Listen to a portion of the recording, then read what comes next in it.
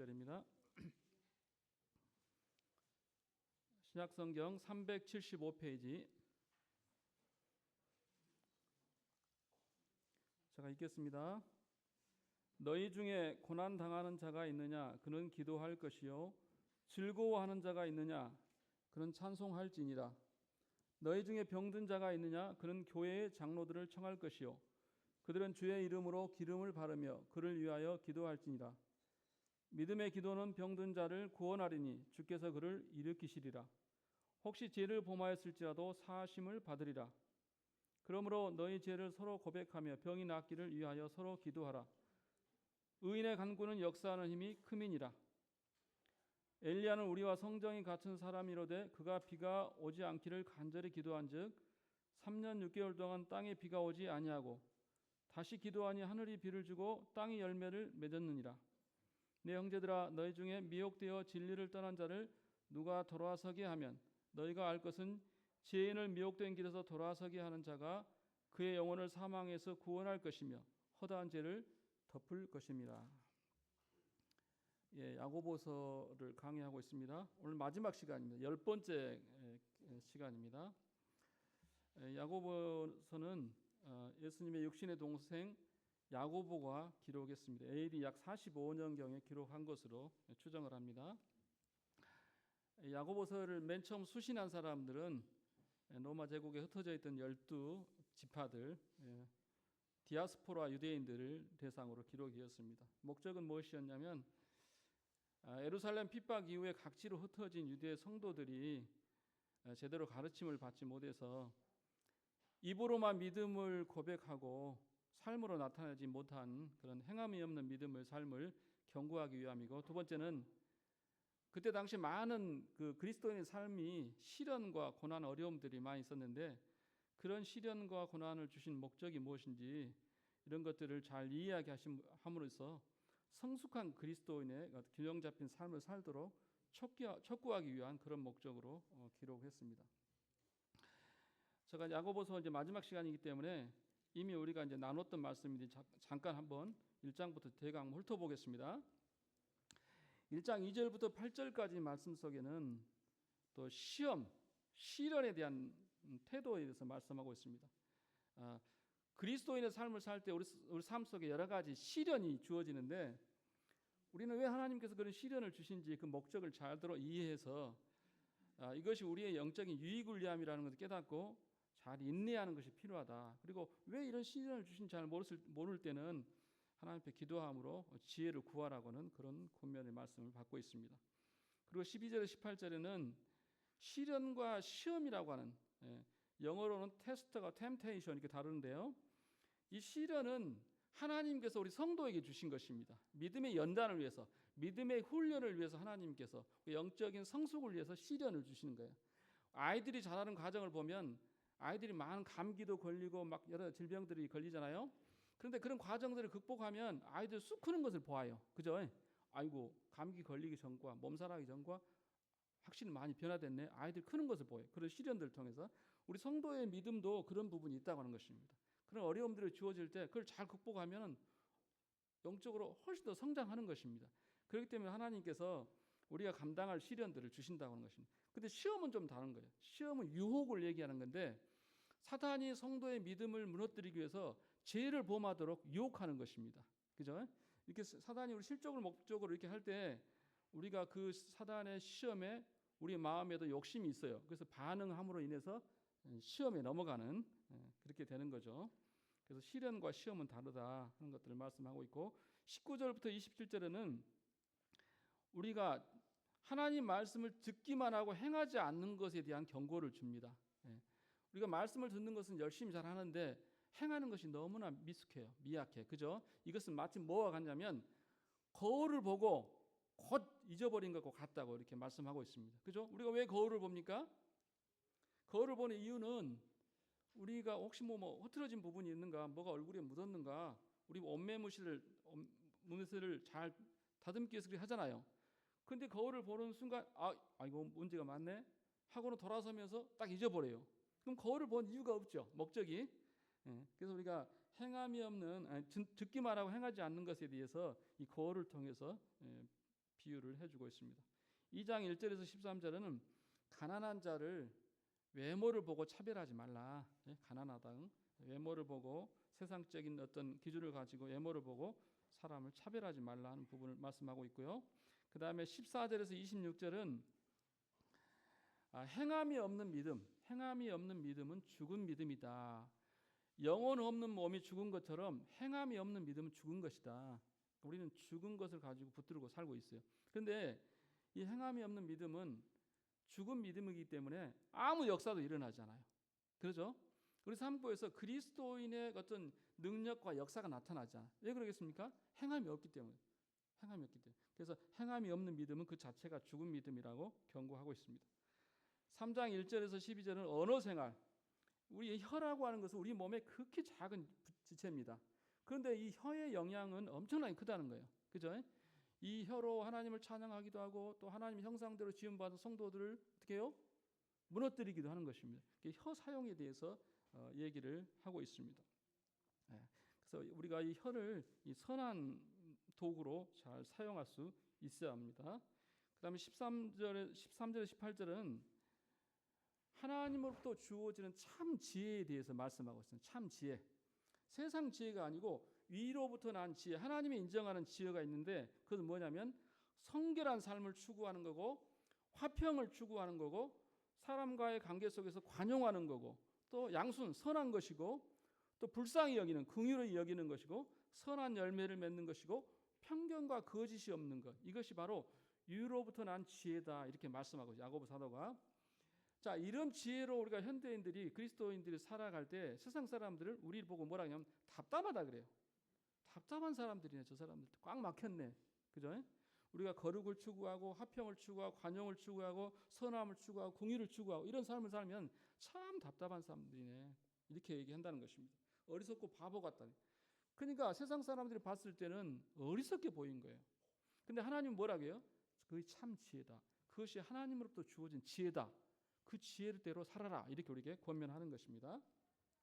그다음 4장 1절에서 10절은 세상과 버차지 말라. 세상과 짝하지 말라. 이것은 하나님과 원수된다.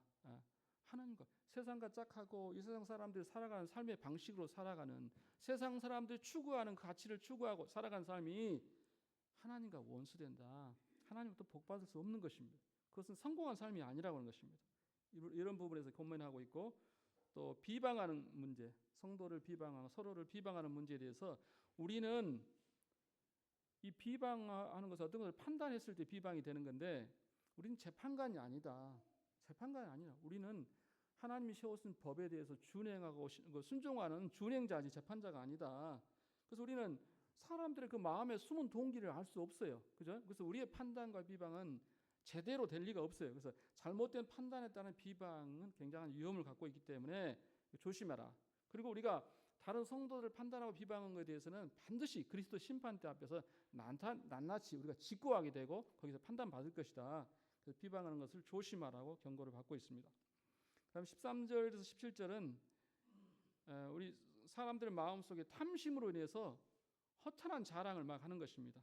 하나님의 뜻과 무관한 하나님 뜻과 무관한 이기적인 욕심에 사로잡혀서 막 자랑하는 위험인 것입니다. 우리 인간의 연약함을 알지 못하고 내일 내가 살아 생존한다고 하는 보장이 없는데 우리는 마치 내일 모레 1년, 2년, 10년 후에 대단한 뭐를 이룰 것처럼 막 자랑한다고 하는 것입니다. 주님이 허락하시면 주님이 기뻐하시면 주님이 원하시면 내가 이런 일을 하겠다 이렇게 얘기하는 것이 맞는데 이런 부분에서 너무 나아가서 허탄한 자랑하는 것이 잘못됐다 말씀하고 있습니다. 지난 시간에는 불의한 부자에 대한 경고가 있습니다. 불의한 부자, 부당한 방법으로 말세의 재물을 쌓았다. 부당한 방법을. 그런데 놀라운 것은 하나님이 그들을 쌓은 재물을 그 증거물로 나중에 삼겠다는 거예요.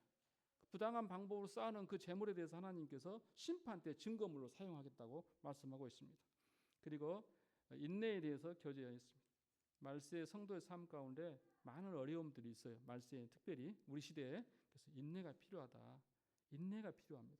그리스도인 삶에. 자, 오늘 이제 13절부터 보겠습니다. 오늘 주제는 기도와 이제 찬송인데요. 13절 보겠습니다. 너희 중에 고난 당하는 자가 있느냐? 그는 기도할 것이요 즐거워하는 자가 있느냐? 그는 찬송할지니라. 네. 고난 중인 성도. 야고보서 1장 2절과 12절에도 믿음의 시련에 대해서 말씀하고 있는데, 자, 그리스도인의 삶은 고난이 필연적으로 옵니다. 필수적으로 와요. 왜 그러겠어요? 그리스도인 삶은 이 세상 사람들과 다른 방식으로 살아요. 그리스도인은. 그죠? 주인이 다르기 때문에 그렇습니다. 사단을 추종하는 사람들과 하나님은 그리스도를 추종하는 사람들은 삶의 방식이 달라요. 다른 방식으로 사는데, 다른 방식으로 사는 사람들이 함께 어우러져 섞여서 사는 거예요. 얼마나 불편하겠어요. 그렇지 않겠습니까? 예를 들자면 이 세상 사람은 대단히 세속적입니다. 그래서 술도 한 잔씩 하고 담배도 피우고 도박도 하고 막 이렇게 이런 세속적인 즐거움을 추구하는데, 그리스도인은 그런 것들을 뭘 해요? 그것들을 죄악시해요. 그러니까 한테 어울려서 살기가 너무 불편한 거예요. 그죠? 멀리 떨어져 살면 상관없는데 한 직장 안에 그런 사람이 있어. 그죠? 한 직장 안에 그런 성도가 그리스도인이 있어. 다 한쪽 방향으로 가는데 한 사람만 유독 반대 방향으로 가는 거예요. 그럼 얼마나 불편해요? 그죠? 예.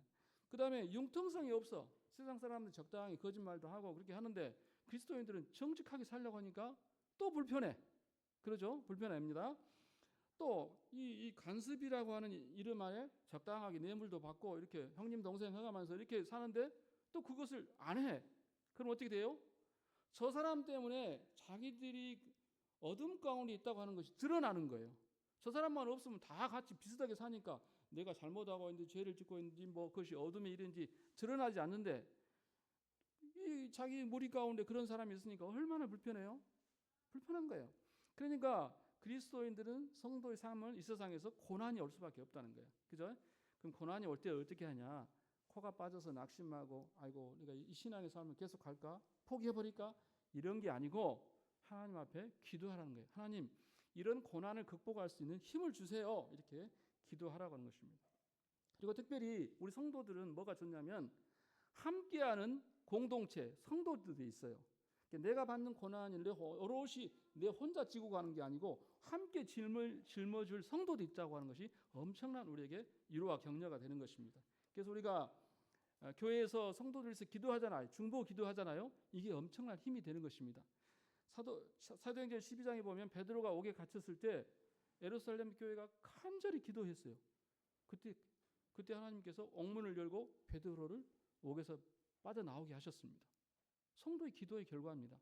그래서 우리가 이 중보 기도가 굉장히 힘이 있다 하는 것을 아셔야 됩니다. 그래서 교회 기도 올보 나가죠. 기도 올보 가지고 기도하십니까? 매일 하셔야 돼요. 매일 하셔야 됩니다. 우리 자신을 위해서 기도할 뿐만 아니라 성도를 위해서 날마다, 우리가 전체를 못한다면 요일별로 나와 있잖아요. 월요일 기도 제목, 월요일은 어떤 성도를 위한 기도 제목 있잖아요. 그 기도 제목 기도하셔야 돼요. 그죠? 이것이 공동체죠. 사랑의 공동체, 가족이잖아요. 어떤 성도는 지금 너무너무 힘든데 성도들이 아무도 기도해 주지 않아. 그럼 그 형제 혼자서, 자매 혼자서 그 짐을 지고 가려니까 얼마나 힘들겠어요. 그래서 힘들잖아요. 근데 성도들 기도해 주면 하나님께 도우시고 성령께 도우셔서 넉넉하게 이기고 가잖아요. 그 고난 중에서도 기도가 필요하다.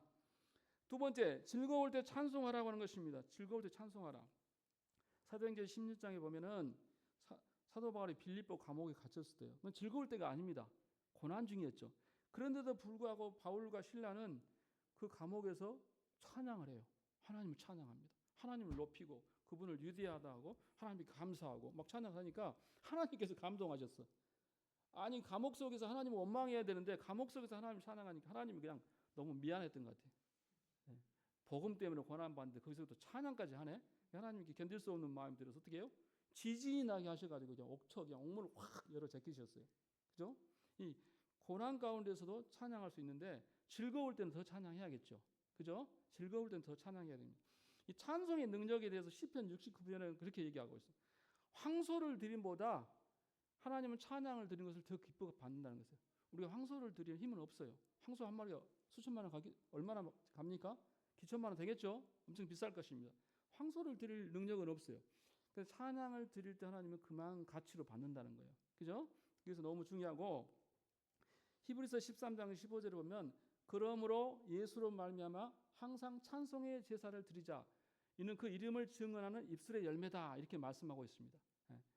찬송의 제사라고 표현하고 있어요. 그리고 그 이름을 예수 그리스도 이름을 증거하는 입술의 열매다 그랬어요. 입술의 열매. 자, 우리가 입술로 맺을 수 있는 열매들이 뭐가 있을까요? 뭐가 있습니까? 예배 때 감사할 수 있고, 그다음에 기도도 할 수 있고, 또 입으로 전도할 수 있습니다. 그죠? 이런 것들이 입술의 열매예요. 아름다운 하나님이 받으실 만한 열매고 제사들입니다. 근데 그거 가운데 찬송도 있다는 거예요. 찬송을 수시로 하셔요. 무시로 하셔요. 자, 우리가 찬송을 듣는 것은 좋아해요. 근데 하는 것은 좀 힘들어하죠. 그죠? 힘들어해요. 근데 우리는 찬송은 솔직히 말하면 듣는 게 아니에요. 해야죠. 물론 들을 때 우리 마음에 감동이 있고 마음이 평안해져 그런 유익이 있긴 하지만, 그러나 찬송을 우리가 하기 위해서 있는 것입니다. 그죠? 하나님을 높이는 거죠. 시편 119편 108절에는 이렇게 얘기하고 있어요. 내 입이 드리는 자원 제물이다, 이런 표현이 나옵니다. 내 입이 드리는 자원에서 드리는 제물이 찬송이라. 날마다 우리가 하나님께 제물을 드릴 수 있다고 하는 것입니다. 13절 내용입니다. 자, 이제 14절입니다. 너희 중에 병든 자가 있느냐? 그는 교회의 장로들을 청할 것이요 그들은 주의 이름으로 기름을 바르며 그를 위하여 기도할지니라. 믿음의 기도는 병든 자를 구원하리니 주께서 그를 일으키시라. 혹시 죄를 범하였을지라도 사하심을 받으리라. 자, 성도들 가운데 병이 생겼어요. 병이 생겼는데 간단히 약을 먹어서 나을 수 있는 병이라면 문제가 안 되겠지만, 약을 먹고 병원에 다녀서 잘 낫지가 않아. 그럼 어떻게 해야겠어요? 하나님 앞에 열심히 기도하죠. 하나님 병으로부터 나음을 입게 해주세요. 기도합니다. 그래도 낫지 않아. 그럼 어떻게 하라고요? 장로들을 청하라는 것입니다. 장로들이 알아서 오기를 기다린 게 아니고, 왜 내가 이렇게 아픈데 장로들이 오지도 않아, 관심도 없어, 전화도 없네, 캐시만해, 이렇게 생각하지 말고, 어떻게 알겠어요? 전화를 안 하고 알려주지 않으면 장로들이 어떻게 알겠어요? 그죠? 모르죠. 그러니까 아픈 성도들이 전화하라는 거예요. 연락해서 장로님, 제가 지금 몹시 힘든데 좀 와서 기도해 주세요, 이렇게 요청하라는 거예요. 무슨지 아시겠죠? 그러면 이제 장로들이 가서 기름을 바르고 기도할 때 하나님께서 능력을 발휘해서 그 병을 낫게 해주시겠다는 거예요. 혹시 그 병이 어떤 죄로 말미암아, 실수든 연약함이든 죄로 말미암아 생긴 병이라면 그 죄도 사여 주시겠다는 거예요. 하나님 약속입니다. 그렇게 하세요. 그렇게 하시겠습니까? 근데 실제로 그렇게 잘 안 하셔요. 미안해서 그런 것 같아요. 바쁜데 전화해가지고 와서 기도해 주라고 그런 부담을 갖는데, 그렇게 하지 마시고 성경에 그걸 가르치고 있으니까, 그죠? 그렇게 하라고 하는 것입니다. 자, 그래서 우리가 장로들 좀 귀찮게 해야 돼. 그런 부분에 있어서는 귀찮게 해야 됩니다. 기름을 바른다는 표현은 이제 세 가지 이제 의미로 해석할 수 있는데, 그 이제 성경에 보면, 구약에 보면 레위기 같은 경우에 문둥병 정결식하고 그럴 때 기름을 발라서 이렇게 정결케 하는, 선언하고 그런 것이 나옵니다. 의식적인 어떤 부분을 설명할 수 있고, 두 번째는 의술적인 방면, 치료의 그 도구로 기름을 바르는. 근데 실제로 우리가 그 누가복음 10장에 보면은 선한 사마리아에게 나오죠. 선한 사마리아 나오는데 어떤 이웃이 강도를 만나서 엄청나게 상처를 입고 쓰러져 있었을 때요. 그래서 선한 사마리아를 지나가다가 어떻게 했습니까? 기름과 포도주를 그 상처에 바른 내용이 나옵니다. 그것은 뭐죠? 치료의 목적으로 그렇게 하는 거예요. 그래서 기름을 바른다고 하는 것은 그 시대적인 상황들을 고려했을 때 이 의술적인 치료의 목적으로 기름을 바르는 부분이 컸다고 생각이 되어집니다. 우리가 과거에 저희가 어렸을 때 병원이나 약국이나 이런 혜택을 잘 받지 못하고 저희는 자랐어요. 어렸을 때. 그러면 주로 뭘 의지합니까? 민간요법을 많이 의지해요. 민간요법. 뭐에서는 뭐가 좋다더라, 허리가 아플 때는 우술초가 좋다더라, 뭐 이런 거 나오잖아요. 여러 가지 민간요법. 왜? 병원, 의학 혜택을 받지 못하니까 그때 그렇게 했어요. 그럼 이때 상황에서도 이런 그 기름을 바른다고 하는 것이, 기름과 포도주를 쓴다고 하는 것이 그런 치료의 목적으로 사용됐다고 하는 것입니다. 그리고 어떤 분은 이것을 어떻게 해석하냐면, 기름을 바른다는 표현을, 이건 하나의 은유적인 표현이다. 무슨 의미냐면, 장로들이 성도들을 위로하고 격려하는 일체의 행동을 기름을 바른다, 이런 표현으로 쓴다, 이렇게도 해석을 합니다. 근데 가장 적당한 해석법은 이 의료, 치료 목적으로 기름을 바른 것으로 해석하면 좋을 것 같습니다. 그리고 이제 15절에 이렇게 했을 때 혹시 죄를 범했을지라도 사하심을 얻게 할 것이다. 그 믿음의 기도는 병든 자를 낫게 하고, 그 다음에 의인의 간구는 역사하는 힘이 크다고 16절에 나옵니다. 믿음의 기도라고 하는 표현이 나오는데, 믿음의 기도라고 하는 것은 말씀에 근거한 기도를 얘기하는 것입니다. 이 장로들이 가서 기도할 때에 하나님께서 그런 그 능력을 발휘해 주시겠어요?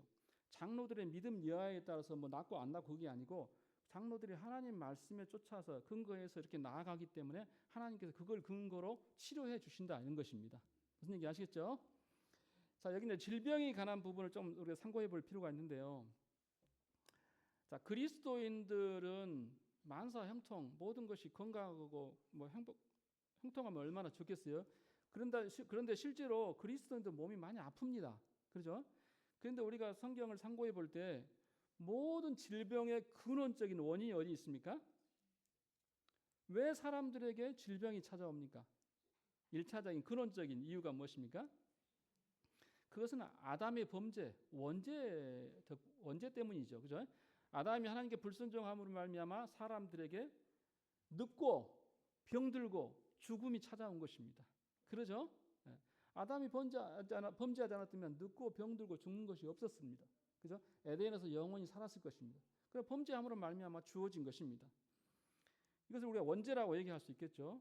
그런데 우리가 또 살아가는 삶 속에서 우리 그 스스로 하나님 앞에 범죄함으로 말미암아 질병이 찾아올 수도 있습니다. 그러죠? 부정할 수 없습니다. 고린도전서 11장에 보면은 고린도 성도들이 만찬 예배에 참석하는데 참여해서 만찬을 함께 떡을 떼는데 그들 가운데 정말 하나님의 만찬을 경홀히 여기고 불경건한 자세로 만찬에 참여했던 성도들이 있었어요. 그때 하나님은 이것을 악하게 보시고 그들을 징계하셨는데 어떻게 하시냐면 그들 가운데 약한 자가 많고 또 그들 가운데 병든 자가 많고 그들 가운데 잠자는 자도 적지 않았다 얘기했습니다. 약한 자, 병든 자 뭘 얘기하겠어요? 하나님의 징계로 말미암아 그들 가운데 병이 들게 하셨다는 거예요. 그럼 어떻게 하겠어요? 그들이 그것을 자백하고 회개하고 돌이킬 때 치료가 되겠죠. 그래서 우리가 병이 들 때 스스로 생각해 봐야 돼요. 이것이 혹시라도 내가 하나님께 불순종하고 죄를 범해서 생긴 병인가 이걸 잘 상고해 볼 필요가 있어요. 혹시 그것을 성령께서 깨닫게 해주시면 어떻게 하겠어요? 하나님 자백하면 돼요. 자백하고 버리면 하나님이 용서하시는 거예요. 그것이 있고, 그러나 다 모든 우리 가운데 일어난 질병들이 다 범죄로 말미암아 생 것은 아니에요. 그죠? 실제로 우리가 범죄와 무관하게 하나님의 계획 속에서 하나님의 경륜과 하는 목적을 이루기 위해서 주어진 질병도 있다고 하는 것입니다. 요한복음 9장에 보면 나면서부터 소경된 자가 나옵니다. 나면서부터 그 사람은 태어날 때부터 소경으로 태어났어요. 그러니까 제자들이 지나가다 보면 예수님, 저 사람이 저렇게 소경된 것이 왜 소경됐습니까? 부모의 잘못입니까? 자기 잘못입니까? 이렇게 물어본 거예요. 유대인들의 의식 속에 질병은 다 죄로 말미암아 생겼다고 생각한 것입니다. 본인이 죄든가 부모의 죄든가 이렇게 생각한 거예요. 예수님께 그렇게 물어봤을 때 예수님께 뭐라고 말씀하세요? 부모의 잘못도 자기 죄 때문에 그것도 아니다. 하나님께 이 사람을 통해서 하나님의 큰 능력을 나타내고 하나님의 영광을 위해서 소경되게 하셨다. 그러면서 그 소경의 눈을 뜨게 하셔요. 소경의 눈을 뜨게 하셔요, 예수님이. 그러니까 모든 사람들이 그 광경을 보면서 하나님께 영광을 돌리는 것입니다. 그 자리에서 그가 소경으로 태어나서 그 자리에서 예수님을 만날 수 있도록 계획된 것입니다. 그래서 예수님의 그 능력으로 소경의 눈이 뜨게 됐어요. 모든 사람들이 이것은 하나님의 능력이다. 예수님은 하나님의 아들이시다. 그래서 하나님 앞에 영광을 돌린 것입니다. 이런 것도 있는 것입니다. 우리가 잘 알고 있는 헬렌 켈러, 그런 시각 장애인이고 청각 장애인이었습니다. 청각이 안 들리고 시각이 안 되니까 말도 할 수 없었어요. 근데 설리반이라고 하는 그 놀라운 그 선생을 만나가지고 계속 훈련하고 연습해서 나중에는 입으로 연설을 할 수 있게 됐고 또 많은 책들을 기술하고 여러 군데 다니면서 강연을 할 수 있었습니다. 그렇게 된 것은 그의 그 신앙의 힘이 더 컸습니다. 우리가 알고 있는 하니 크로스비, 그 신학 우리가 그 새찬송에 많이 나옵니다. 하니 크로스비 많이 나옵니다. 이 사람도 시각 장애인이었습니다. 근데 무려 9,000곡의 찬송시를 썼다. 찬송시. 그러니까 그의 장애나 그런 어려움들을 극복하고 오히려 건강한 사람도 더 큰 영광을 하나님께 돌려드린 것입니다. 하나님께서 그들을 그렇게 또 사용하셨어요. 그러니까 닉 부이치치 잘 알죠? 태어날 때부터 팔과 다리가 없었어요. 몸뚱아리만 있어요. 몸뚱아리. 근데 그 닉 부이치치가 세계에 다니면서 하나님 증거하고 하나님께 영광 돌리잖아요. 강연하면서. 네. 그런 걸 보면서 우리가 범죄에 무관하게 하나님의 영광을 위해서 어떤 것들이 주어질 수 있다고 하는 것입니다. 질병들이. 세 번째는 사단의 해방으로 말미암아 질병이 올 수도 있습니다. 사단의 해방. 욥기에 보면은 욥은 의로운 사람이었잖아요. 당대 최고의 의로운 사람이었지만 사단이 송사하고 해서 한번 시험해봐라. 하나님이 당신이 축복하시니까 욥이 저렇게 잘하지. 한번 쳐보라. 이렇게 해서 욥의 시험을 통해서 어려움들이 주어질 것입니다. 욕창이 나고 온 몸이 아주 비참한 상황 가운데 있었잖아요. 그런 경우도 있습니다. 그 다음에 누가복음 13장에 보면은 귀신 들려서 몸이 꼬부라져서 펴지를 못하는, 이렇게 딱 꼬부라졌어요. 귀신 들려. 18년 동안. 근데 그 뭐라고 기록되냐면 예수님이 그 여인을 치료해 주는데 18년 동안이나 사단에게 매인받은 여인이라고 했습니다. 그래서 귀신이 들려가지고 귀신이 그 여인을 완전히 몸을 꼬부라지게 해서 살 수 없도록 겨우겨우 살아가도록 이렇게 하셨습니다. 하나님께서 그를 예수님께 치료해 주셨죠. 사도 바울도 그 육체에 대단한 질병이 있었습니다. 아무리 낫게 되려고 3번이나 간절히 기도했지만 하나님께서 기도에 응답하지 않았어요. 근데 그 육체의 질병을 가르쳐 뭐라고 표현하냐면 사단의 가시라고 표현합니다. 사단이 자기에게 주었다고 하는 것입니다. 그죠? 사단이 그렇게 해방하기 위해서 그렇게도 한다는 것입니다. 4번째는 뭐냐? 우리의 삶과 관련이 있어요. 우리 삶의 태도와 관련이 있습니다. 무절제하고 또 건강 관리를 소홀히 해서 오는 병도 있습니다. 그렇죠? 우리가 술, 담배를 계속 하면 어떻게 되겠어요? 몸이 망치되겠죠. 몸이 질병이 올 수밖에 없는 것입니다. 그죠? 방탕한 가운데 술, 담배를 하고 또 음식을 막 탐식을 하고 절제하지 못하고 그러면 몸이 망가지겠죠. 그죠? 또 욕심으로 또 과로하고 막 몸을 혹사시켜. 그럼 병이 안 오겠어요? 당연히 기계가 아닌 이상 병이 오죠. 그죠? 이런 이유 때문에 질병이 올 수 있다는 것입니다. 범죄에 대한 징계로 올 수 있고 또 범죄와 무관하게 하나님의 영광을 위해서 주어진 질병도 있고 또 사단으로 말미암아 주어진 질병도 있고 우리의 무절제한 삶을 통해서 주어진 질병도 있다고 하는 거예요. 이걸 잘 살펴봐야겠죠. 살펴봐야 그래서 답을 찾을 수 있는 거죠. 그럼 어떻게 질병들을 치유할 수 있느냐? 첫 번째는 하나님 우리 몸에 자연 치유력을 주셨어요. 우리 몸이 자연스럽게 치유될 수 있도록 하셨다는 거예요. 자, 우리가 몸을 막 혹사하고 과로해서 질병이 찾아왔어요. 그럼 어떻게 하겠어요? 쉬어줘야죠. 쉬어줘야 됩니다. 그때는 다른 방법이 없어요. 쉬어주고 며칠 쉬어주고 잘 먹으면 어떻게 해요? 자연스럽게 회복이 되는 것입니다. 제가 목포에 살 때 그 이제 이 조립식 주택에서 이렇게 살았는데 그때 그 조그만 개를 한 마리 누가 줘서 키우게 되었습니다. 근데 이 개가 놀다가 그냥 바깥에 뛰어나가가지고 차에 치였어요. 그래서 이제 완전히 몸이 망가져갖고 왔어요. 그래서 굉장히 막 괴로워하더라고요. 그래서 걔가 죽을랑갑다 했는데 어느 순간 걔가 안 보였어요. 어디로 가버린지 몰랐어요. 죽었는갑다 그랬어요. 이제 그 나중에 며칠 있다 보니까 걔가 다시 살아났어요. 나와가지고 정상적으로 막 돌아다녀요. 제가 그것을 보면서 뭘 깨달았냐면 하나님께서 동물의 육체든 사람 육체든 자연 치유력을 주셨구나. 며칠 동안 몹시 괴로워했겠죠. 너무너무 아프니까 몹시 괴로워했는데 그 몸이 자연적으로 회복할 수 있게 된 거예요. 그러다 나중에 음식도 먹고 또 정상적으로 살았어요. 우리 몸도 그런 부분이 있어요. 몹시 힘들고 아픈데 특히 스트레스로 많이 그러죠. 그런 것들이 정리가 되면서 몸이 자연스럽게 치유가 회복되는 경우가 있어요. 그래서 우리가 특히 아이들이 아플 때 너무 병원을 의지하시면 안 돼요. 뭔 얘기 아시겠죠? 자연 치유력을 통해서 면역력을 키워줘야 돼요. 근데 우리가 아플 때마다 병원에 가버리면 어떻게 됩니까? 이제 그 항생제 남용이 되는 것입니다. 그럼 진짜 아플 때 치료가 안 돼요. 뭔 얘기 아시겠죠? 조금 견디보면 아이들이 막 열이 나면서 그런 과정들을 극복하면서 병을 이겨내는 것입니다. 그럼 면역력이 생기면서 그 상황이 다시 반복될 때 그걸 이길 수 있는 힘이 생기는 거예요. 근데 조금만 아파도 그냥 병원에 가고 조금만 병원에 가버리면 싸워서 이길 수 있는 내성 그 힘이 안 길러지는 거예요. 자연 치유력이 회복이 안 되는 거죠. 그래서 그런 것도 우리가 좀 유의할 필요가 있다. 두 번째는 우리가 의약품을 사용할 수 있습니다. 하나님 우리에게 주신 것입니다. 디모데는 몸이 아팠는데 사도 바울은 디모데에게 자주 나는 질병을 위해서 포도주를 좀 써라 이렇게 권면하고 있습니다. 또 우리는 하나님 우리에게 의사들을 주셨어요. 의사를 통해서 치료할 수 있습니다. 건강한 자에게는 의원이 있을 때 없고 병든 자에게 의원이 있을 때 있다. 주님 말씀하셨죠. 병든 자에게는 의원이 있을 때 있는 것입니다. 그리고 바울과 동역했던 누가는 사랑받는 의원 누가라고 이렇게 표현하고 있습니다. 누가는 그 당시에 의사였는데 그 동료들로부터 사랑을 받는 누가였습니다. 왜 그렇겠어요? 누가를 통해서 많은 치료 혜택을 받은 것입니다. 그래서 사랑받은 것입니다. 그래서 약품이나 의사를 통한 치료를 멀리할 필요는 없다는 것입니다. 그죠? 그래서 병을 악화시킬 필요 없는 거죠. 또 하나님은 우리 질병을 기적적인 방법으로 치료하십니다. 복음서에 그런 내용들이 허다하고, 자, 선교지에 가면은 선교지는 정말 연약하잖아요. 뭐 의학 혜택을 받을 수가 없어요. 의료 혜택을 받을 수 없어요. 그럼 어떻게 해요? 오로지 기도할 수밖에 없어요. 오로지 도울 수 있는 분이 하나님밖에 없어요. 의사가 없으니까, 약도 없으니까. 그런데 하나님이 그런 그 기도를 들으시고 치료해 주셔요. 그런 간증들이 허다합니다. 그러죠? 우리도 마찬가지입니다.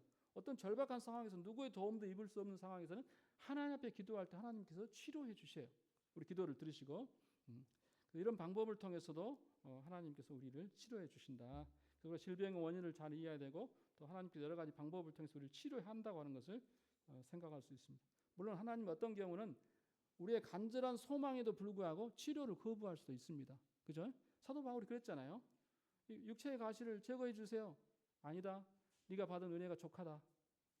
네 마음이 교만해질 수 있으니까 그 병 치료 받으려고 힘쓰지 마라. 그대로 안고 가라. 그래서 사도 바울은 감사합니다 하고 그 질병을 안고 끝까지 주님 섬겼습니다. 주님이 어떤 경우는 간절히 질병이 낫게 해달라고 기도해도 하나님이 예면한 경우도 있어요. 그죠? 그때는 어떻게 해요? 감사합니다. 주님이 내게 주신 하나의 인생의 짐입니다 하고 그 짊어지고 살 수밖에 없습니다. 그죠?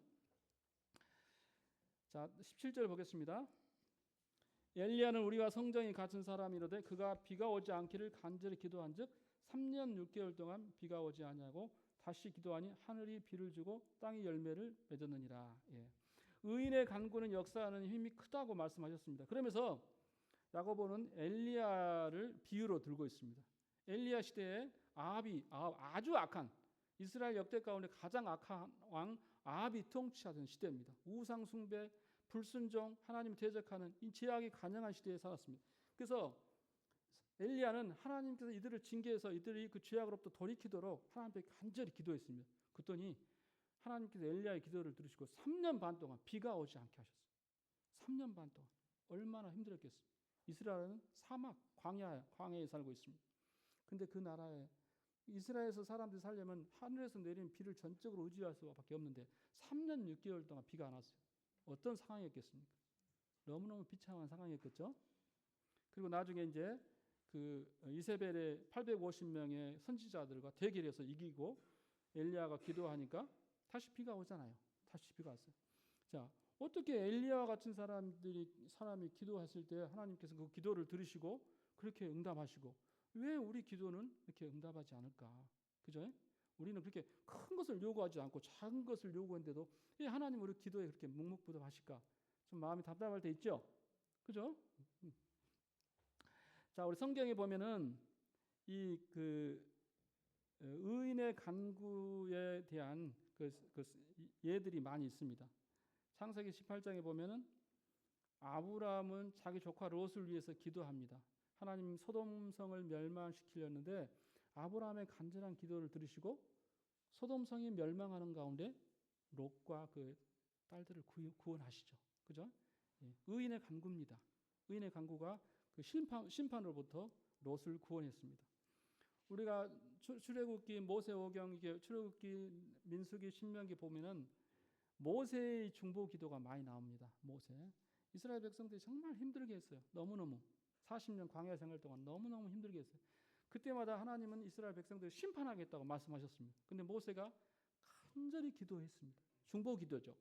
그때 하나님 모세의 기도를 들으시고 그들을 심판하는 것을 멈추셨습니다. 의인의 간구죠. 의인의 간구의 힘입니다. 열왕기하 19장 또 20장에 보면은 히스기야의 기도가 나옵니다. 아수르가 엄청난 대군을 이끌고 이스라엘 쳐들어왔습니다. 그들 대적에서 싸울 힘이 없어요. 이스라엘은.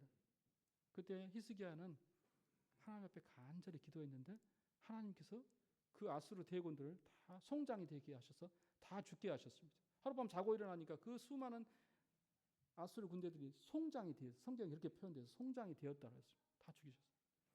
또 히스기야는 하나님께서 내가 더 이상 살지 못하겠다, 네 집을 정리하라 했을 때 하나님 앞에 또 간절히 기도합니다. 하나님, 제가 지금까지 어떻게 하나님 섬겨온 잘 아시잖아요. 저 생명을 보존해 주세요. 간절히 기도하니까 하나님께서 그 기도를 들으시고 15년을 더 살게 해주셨습니다. 15년. 자, 이것이 바로 의인의 간구죠. 역사 안에 큰 것입니다.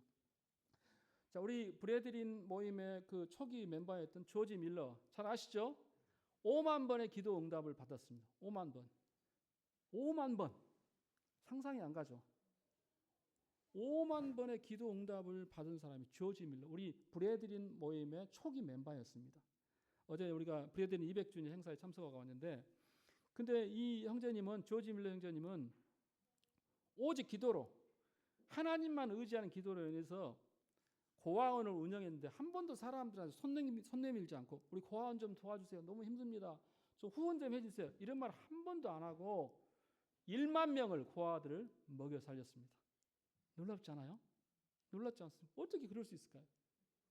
뭐 10명도 아니고 100명도 아니고 1만 명을 오랜 기간 동안에 그 고아원 운영하면서 단 한 번도 사람들한테 손 내밀지 않았다는 거예요. 오직 하나님만 의지해서 그렇게 했다는 것입니다. 조지 밀러는 고아원만 운영한 게 아닙니다. 117개 학교를 건립해서 12만 명의 학생들을 하나님 말씀으로 양육할 수 있게 했습니다. 그 당시에 어린아이들이 너무나 혹사를 당하고 어렵고 힘든 상황 가운데 제대로 양육받지 못하고 교육받지 못하니까 조지 밀러가 무려 117개 학교를 세워가지고 그 아이들을 학교에서 먹이고 그 다음에 하나님 말씀으로 양육할 수 있도록 했다고 하는 거예요. 놀랍지 않아요? 그죠?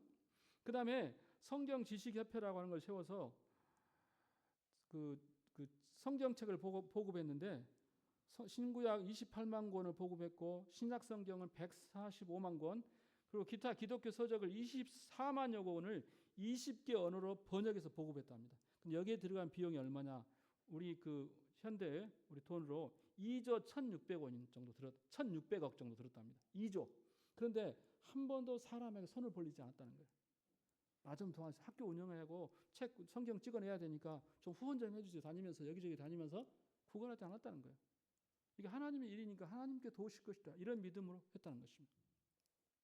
그래서 조지 밀러를 기도의 사람이라고, 믿음의 사람이라고 합니다. 근데 우리가 여기서 알아야 할 것은, 저도 오해했는데요.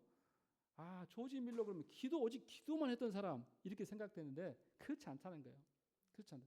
예, 기도만 한 사람이 아니고 하나님 말씀대로 살아간 사람입니다. 그래서 기도가 응답되기 위해서 여는 골방에 들어가서 하루 종일 기도한다고 응답이 되는 게 아닙니다. 우리의 삶이 하나님과 올바른 관계에 있을 때 기도가 응답이 되는 거예요. 그래서 어려워요. 그죠? 하나님의 뜻 가운데, 말씀 가운데 순종하며 살아가면서 하나님께 기도할 때 응답이 되는 거지, 그냥 골방에 들어가서 날마다 기도만 한다고 기도 응답이 되는 게 아니라는 거예요. 그것은 뭘 의미하냐? 조지 밀러의 삶이 그만큼 하나님과 깊은 교제와 삶 가운데 있었고 하나님 말씀 가운데 순종하는 삶을 살았다는 거예요. 그러니까 그 기도의 응답을 받은 것입니다.